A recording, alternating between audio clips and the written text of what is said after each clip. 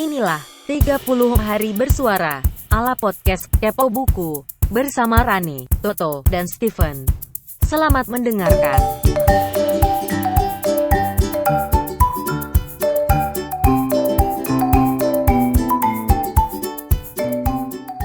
Balik lagi ke Kepo Buku, lo masih bareng gue Rani Hafid. Ini udah 2 hari berturut-turut gue ngisi ya di 30 hari bersuara.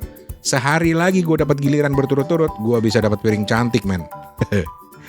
Anyway, kita masih di 30 hari bersuara ala podcast Kepo Buku.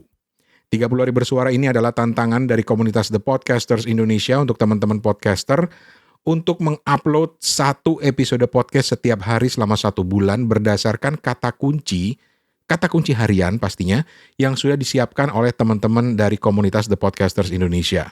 Nah, kata kunci harian untuk hari ini adalah emosi. Dan karena ini Kepo Buku, tentu harus dikaitkan dengan tema buku.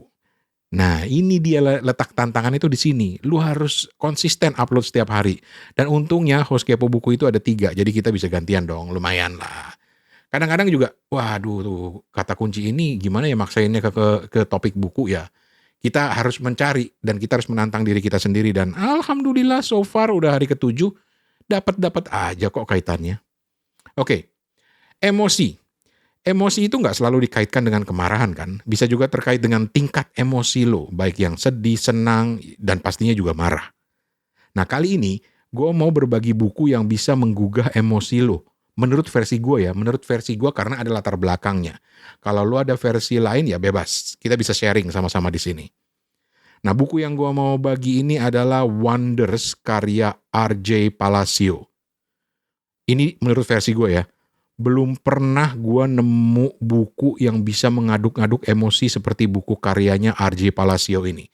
Sampai-sampai gue pernah kirim email ke dia begitu selesai baca buku itu pertama kali. Dan kagetnya email gue dibales sama R.J. Palacio. Nggak nyangka aja gitu. Mungkin karena waktu itu bukunya belum terlalu terkenal ya. Nah, Wonder ini sebenarnya udah pernah dibahas di salah satu episode Kepo Buku, tapi gue mau cerita dari angle yang lain mungkin. Jadi, Wonders ini bercerita tentang seorang anak istimewa bernama August Pullman atau panggilannya Augie. Augie ini punya kondisi genetik yang membuat wajahnya itu apa ya istilahnya ya? Bukan rusak sih, tapi kalau dalam bahasa Inggris itu disfigured gitu. Jadi tidak sesuai dengan wajah orang kebanyakan gitu. Nah saking bedanya dia, bahkan kepala sekolahnya aja waktu pertama kali ketemu asli kaget ngelihat wajahnya Augie. Nah di sini pembaca udah bisa mengira-ngira kurang lebih seperti apa ya wajahnya gitu. Sebenarnya Wonders ini udah dibikin film dan menurut gue penggambaran wajah disfigurednya si Augie ini masih kurang tepat gitu loh. Karena tidak sama dengan yang ada di gambaran gue. Tapi ya tiap orang punya persepsi sendiri ya. Lanjut lagi ke ceritanya. Jadi awalnya si Augie ini disekolahkan di rumah sama orang tuanya ya karena kondisi dia. Dan juga karena waktu itu awal-awalnya kondisi kesehatan dia juga melorot banget. Tapi kemudian saat dia sudah jauh lebih baik, orang tuanya memutuskan bahwa dia harus merasakan kehidupan di dunia luar. Dan akhirnya dimasukin ke sekolah publik dan di sini nih pusat konflik di novel ini. Bisa ditebak dong, ceritanya berkisar di seputar masalah bullying. Namanya dunia anak ya. Mereka mau dikenal, mau dianggap gaul dan itu patokannya adalah kebanyakan norma-norma umum yang ada di kalangan anak-anak waktu itu. Dan akibatnya berawal dari 1-2 orang, rame-rame anak-anak ini kemudian ngebully si Augie. Ya standar sih ceritanya tentang kisah sekolah di Amerika, anak-anak yang dibully karena beda dan lain sebagainya begitu. Standar banget.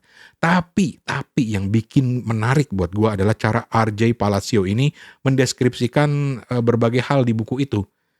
Misalnya nih ya, ada tokoh yang namanya Jack. Jack itu awalnya simpati banget sama Augie, tapi kemudian dia jadi berbalik ikut ngebully karena nggak mau dikucilin sama teman-teman di sekolahnya yang udah mulai banyak yang ngebully si Augie atas provokasi dari salah satu anak yang namanya Julian. Julian ini nanti jadi tokoh penting, bahkan dia jadi novel yang berdiri sendiri dari karyanya R.J. Palacio, tapi gue belum baca. Nah, itu salah satunya gitu ya. Atau misalnya deskripsi kakaknya si Augie ini, kakaknya semata wayang yang begitu sayang sama adiknya, begitu mementingkan adiknya, sampai-sampai dia nggak mementingkan dirinya sendiri, nggak memperhatikan dirinya sendiri. Padahal sebagai anak dia juga ingin berkembang secara normal dong. Jadi nama kakaknya itu si Via. Via ini sampai merelakan dia dijauhi sama teman baiknya. Karena takut dibully oleh teman-teman yang lain. Jadi si temannya itu takut dibully gitu ya. Dan kakaknya si Ogi ini juga yang punya ngasih ide pakein helm astronot. Jadi kalau lu pernah nonton filmnya, digambarin si Ogi ini pakai helm astronot ke sekolah waktu hari pertama. Dan itu bikin dia agak pede untuk masuk ke sekolah gitu. Oke, gue sampai di sini nggak mau cerita kelanjutannya karena spoiler banget. Tapi gue lebih tertarik cerita kenapa sampai gue begitu emosional baca buku ini. This is going to get a bit personal ya, tapi ya oke, nggak apa-apa lah. Alasan utamanya karena gue juga punya seorang anak yang istimewa dan nggak mudah memang ketika kami sekolahkan di sekolah publik. Ya, dia juga sempat ngalamin bullying kayak Ogi karena secara fisik dia relatif beda dengan teman-temannya ya, dan teman-teman sebayanya. Dan sejak awal kami ini sebagai orang tua udah ngajarin dia bahwa berbeda itu biasa. Karena Tuhan itu menciptakan orang berbeda-beda. Jadi kami ingin menyiapkan mentalnya dia untuk menghadapi bahwa hidup itu beda gitu loh. Setiap orang itu beda-beda.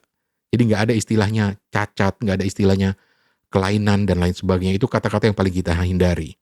Tapi ya tetap aja begitu masuk ke pergaulan anak-anak lain, ya nggak bisa dihindarin lah. Seperti gue bilang tadi kan, anak-anak itu kan kadang-kadang punya patokan tersendiri, gaulnya secara berkelompok seperti itu. Jadi kalau beda dikit mereka takut gitu. Nah, gue nggak mau berpanjang-panjang dicerita di sini, tapi ya anak gue itu ya seperti itu, dia mengalami hal seperti itu dan oke lah, sudah lah, it's the past is the past. Bahkan kemudian teman-temannya semuanya jadi baik gitu sama dia. Apalagi ya karena anak gue ini udah diminta kembali sama sang pencipta yang pastinya lebih mencintai dia gitu ya. Semoga lo tenang di sana ya Neng ya. Ya intinya gue tersentuh lah karena gue bisa merasakan perjuangan orang tua Ogi dan juga teman-teman yang simpati padanya. Terus juga orang tuanya itu membuat si Ogi ini percaya diri dengan dengan kehidupannya. Dan itu relate banget dengan kehidupan gue dan istri gue dulu dan juga dengan anak gue. Nah, saking tersentuhnya gue sama novel yang terinspirasi kisah nyata dari penulisnya ini, gue baca buku ini seharian penuh, habis sekali baca, dan setelah selesai, gue langsung kirim email ke penulisnya. Gue nemu emailnya di bukunya kalau nggak salah, yang cetakan pertama gitu. Dan ini terjadi sekitar 8 tahun yang lalu, waktu kami sekeluarga masih tinggal di Jepang. Jadi waktu itu gue ingat gue belinya di Kindle, jadi gue lagi nyari-nyari buku Kindle yang baru dan nemu Wonders ini dan penasaran gitu. Dan beberapa hari kemudian, email gue dibalas men. Dan si RJ Palacio itu membalas cuma untuk bilang, terima kasih dan senang karena bisa menginspirasi. Karena di email gue bilang, lu udah menginspirasi gue dan mungkin orang-orang tua lain yang punya anak yang istimewa lah istilahnya gitu.